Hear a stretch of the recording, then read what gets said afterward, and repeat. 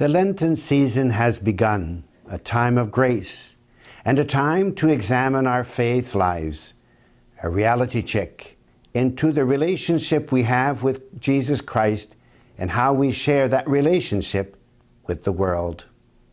In addition, in the month of March, we begin to let go of winter activities and start preparations for summer. For those who love gardening, it is a time to start your seeds indoors. My mum would plant her tomato seeds on March 19th, the feast of St. Joseph. After transplanting them in the garden, accompanied by lots of sunshine and rain and weeding, the seedlings would grow into beautiful plants with plenty of fruits that would help nourish our family and sometimes a member of our community. So during Lent, let us plan spiritual nourishment as well, for our families, our communities, and ourselves. We can begin preparations by reflecting on these questions. Have I become indifferent to my faith, to my fellow man? Have I gone into a kind of life depression where I do not care anymore? Or I care, but do not care enough to extend a smile or a helping hand? What does my fellow man have to do with me, and I with them? St. Paul's letter to the Corinthians, he says, "If one member suffers, all suffer together. Does the suffering of my brother put my faith into question, or does it challenge me?" This also brings to mind the topic of confession. The sacrament of reconciliation is one of the most beautiful sacraments we have to help us do a reality check of our Christian life. We admit to God that we are sinners. However, we must also admit to the minister of the Church that we are sinners.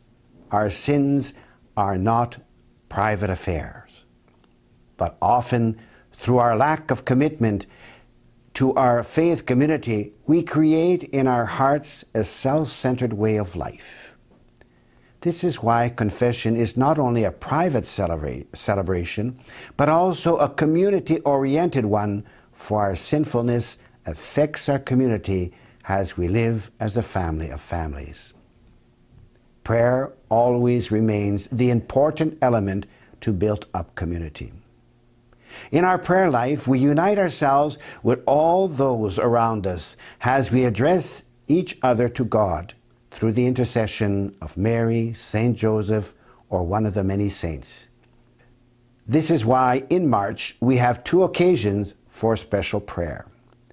On the first Friday, we celebrate World Day of Prayer, as it provides an opportunity for us to pray together ecumenically and to be sensitive to Christian relationships and responsibilities to the world.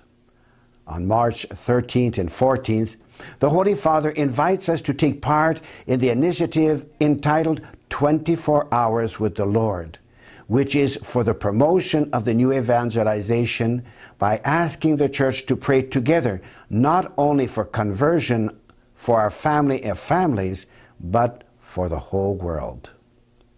The Lenten season also invites us to acts of charity, to help those in need in different parts, in different ways.